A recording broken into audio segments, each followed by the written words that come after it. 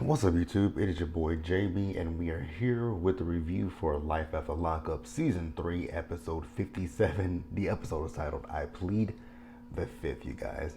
So, before we get into this review, if you guys are watching this video or any other on the channel, and you guys are not yet subscribed to the channel, then I'm going to need you guys to do me a big favor. And stop taking me out on this date. Hit that subscribe button. The notifications are on. Share the video. And with that out the way, without further ado, let's get into it, shall we? All right, you guys. So I think I'm gonna start off with Amber and Puppy. So we see Puppy. So Puppy, she went to go see her mother, right? And her mother's health. She has issues with her health, right? So I guess at one point they had to take her mom to the hospital. So Puppy's PO came over to the house, and someone told the PO that Puppy didn't live there. Which, why would you do that? Like, if her parole officer is coming to the house looking for her, why would someone say, oh, she don't live here anymore, she lives with so-and-so? Be like, oh, she's not here, she went out, she had something that she had to do. Come up with some kind of a lie for her now, because now Puppy has a warrant out for her arrest because of this, right? And she says she never really changed her address to live at Sammy's. She just spends a lot of time over there, but she still is paroled to her mother's house, right?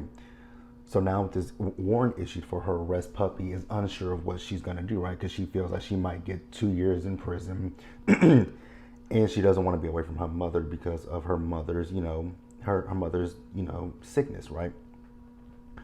So her mother says, if she, asks her about Eric, then she says she feels that Puppy should turn herself in, which honestly, I do agree with her mother that Puppy does need to turn herself in. That'll be easier for you instead of them having to find you, because if they come out and look for you, that'll make matters worse. So I agree with her mother that she should turn herself in. So then we see Puppy later in the episode, and she's talking to Amber, and she's telling Amber about this situation as well. So Amber says, well, you know what, let me talk to my PO and see what my PO says, right? What is the best situation for you? And honestly, I just think that the best situation for Puppy would literally just be turn yourself in. That's the easiest route, So then we see Eric. So Eric comes in, right? He's asking Puppy, why was the door open? She's like, I left it open for you.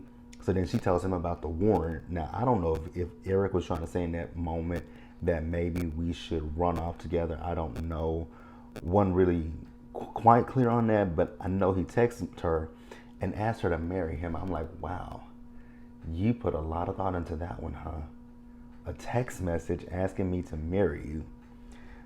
He had the ring on his finger, and I guess she said yes. I don't really know. What the heck is that on my skin? Oh, my skin is peeling. No, it's not. That's that glue from this mattress where I passed it up. All right. But yeah, that's it, you guys, with Puppy and Amber. Wasn't really much in this episode, but we're going to go ahead and move forward. Next up, I think we'll talk about Lacey and Shane. So Lacey and Shane, very interesting with these two, right? Because I was on social media. I was on Instagram the other day, and OMFG Reality TV posted some text messages from Shane and Lacey that Shane had posted onto his Instagram. And it was him and Lacey, I guess right now, they're not in a good space with each other, right? So this episode, it picks up right after them leaving that counseling session, right? And I guess Lacey decided not to sleep in her bed with Shane, so she's sleeping on the couch.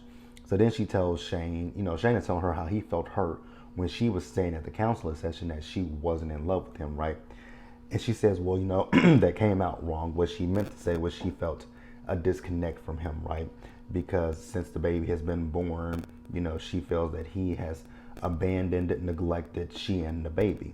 But in that counseling session, Lacey, he did express to you that he does have, he has been feeling depressed and whatnot. So I don't know how you can still kind of discount what he says, but hey, she says, she feels that they can make the marriage work.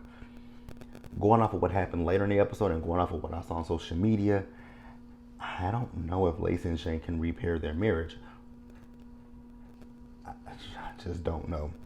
Because then we came back to them later in the episode and we see the cops at the house. So the cops have arrested Shane. And the producers are talking to Lacey, asking Lacey, like, hey, what happened? She's like, I don't want to talk about it. Shane and I got into a really big fight with each other last night. Shane, he asked me if I had been talking to Jean, and I told him everything, and it really got bad from there. Like, I don't know how Shane and I can come back from that. I don't know Shane, and Shane obviously doesn't know me. So, after Shane was arrested, I called him Jean, and he and I went out to the club with each other, and we had sex all night. John, you're an idiot. Period, point blank. Like, this is toxic. Like, I don't know how John, like, how do you continuously put up with that? Like, really? Just beyond me, right? All right, you guys, so we're gonna pause here and move forward. This might not be a long review. I feel like this was like a filler episode, but it really wasn't. I don't know. I know we're gonna be off. I know we're off next week, and we won't be back until the first week of December because of the holidays. But let's move on, you guys. Oh, that frees up my Friday mix.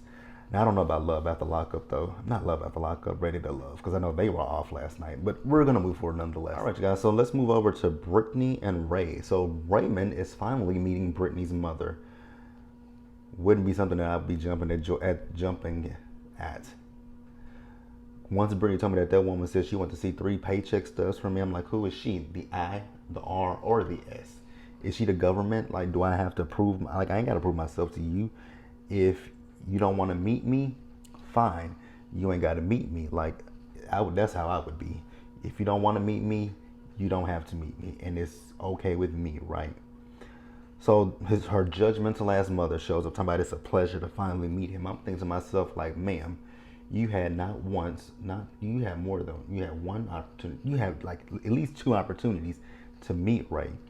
And you chose not to because, once again, you reserved this judgment for this man. Granted, he has everyone has a past. I'm pretty sure you have a past that's not squeaky clean, that's not perfect. I'm pretty sure you have some things in your past that you would look back on and be like, oh, why did I do that, right? That hair choice, for one, that wig. That's something that I can look at you and be like, ooh, for your daughter to be so bougie, why do you and her have terrible hairstyles? You got a poodle sitting on top of your head. Brittany got a rug on her head. Right? Cool. So she asked him, about, him growing up. He grew up in Humble, Texas, right? She's like, oh, so you grew up in the suburbs. Yeah. Somewhere your daughter didn't grow up, huh? Right. So then he says, she was like, so how did you get linked in? Did you get linked in with the wrong crowd? And he told her what happened with his mother. So basically, if you listen to Ray's story, Ray grew up without his mom was, murdered, and he just had a lot of, I don't know if he ever dealt with his grief. And I think that's really what it is. I don't think Ray ever dealt with his grief, and it just, he got influenced by the wrong people. When they broke into the pharmacy, they would take the drugs, they would take it back to Houston, and they would sell it.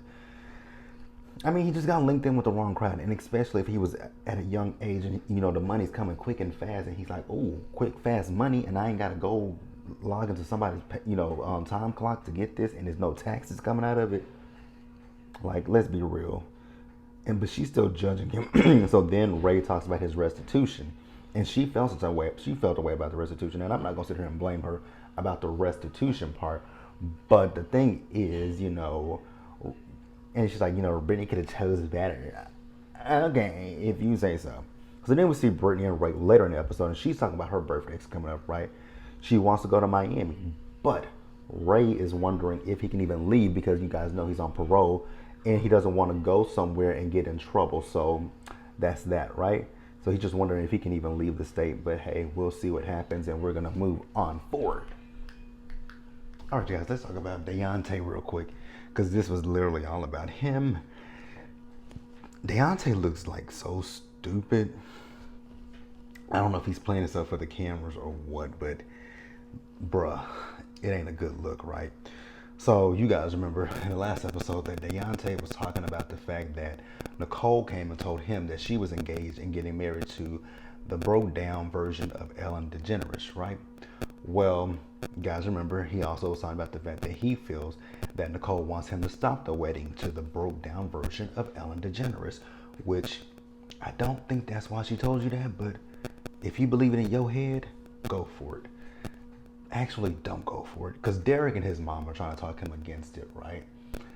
And he still feels that he should go. He's talking about there's this one, there are like two voices in my head. One is telling me to do it and one is telling me not to do it. Well, listen to the one that is saying don't do it, right? So, he's talking about he feels like, Nicole is being manipulated by the broke down version of Ellen DeGeneres. And his mom was like, but you can see that she's potentially being manipulated, but you don't see that she's manipulating you. I'm like, hey man, somebody speak to this man. Like, bro, you are getting played, right? So then, Derek's like, hey, if you want to go down there, let's go down there and wreak some havoc. I was like, Derek, I still don't agree with it, but hey, whatever. I was looking at Derek's ring finger. He had a ring on his finger. I'm like, oh shit, so Derek is married. Then he told us he's been married 3 times. I was like, oh, okay. Maybe this is why he's able to give Deontay advice, right? Deontay, like I said, I just don't know if Deontay is playing stupid or if he's just plain stupid. Like, I don't know. Like, you can literally see the writings are on the wall. Shout out to Destiny's Child for that. The writings are on the wall. But I guess you choose to ignore Nicole is scamming you. Nicole is lying to you. Nicole is playing you. Nicole doesn't want you. Nicole never had sex with you.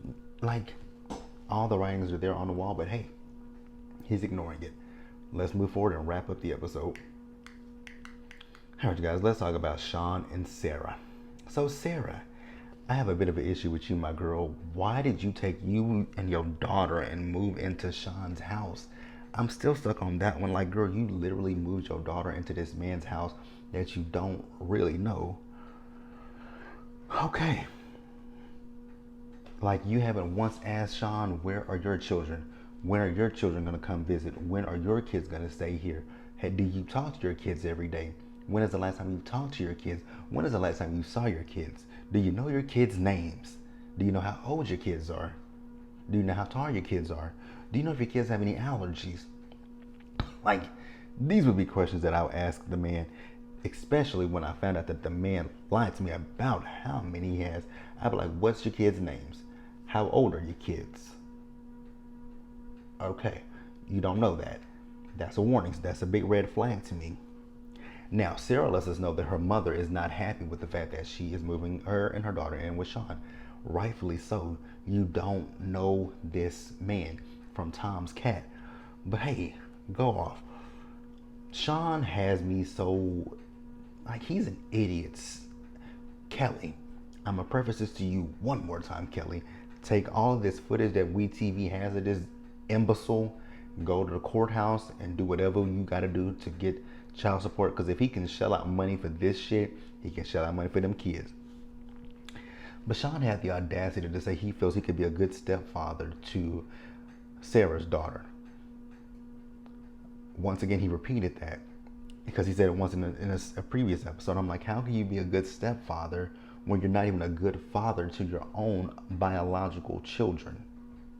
I'm confused by that. So then we see them, and this is where I'm wrapping up so we see them at one point in the episode where the producers were asking them about children, right? And they were asking Sean if he wants to have more kids with, Sarah. He says he already has 6, basically saying he got 6, he don't want any more. Sarah got upset. Sean, he gaslit the hell out of Sarah. Like, maybe I misunderstood the question. The question verbatim was, do you want to have more kids with her? And you said no. And she heard you say no, but you gonna sit here and play like, you misunderstood the question. Sean, do me and the rest of the viewing public a favor and go to hell. That's the easiest thing I can say. But that's it, you guys. Let me know what you guys thought about the episode. Leave your comments in the comment section below. Subscribe to the channel and hit the notification bell button so you guys are notified when I drop anything else. Share the video. And until the next one, you guys stay safe out there. Take care of yourselves. Remember to wash your hands, wear a mask, socially distance, be blessed, and I'm going to catch you guys in the next one. Bye.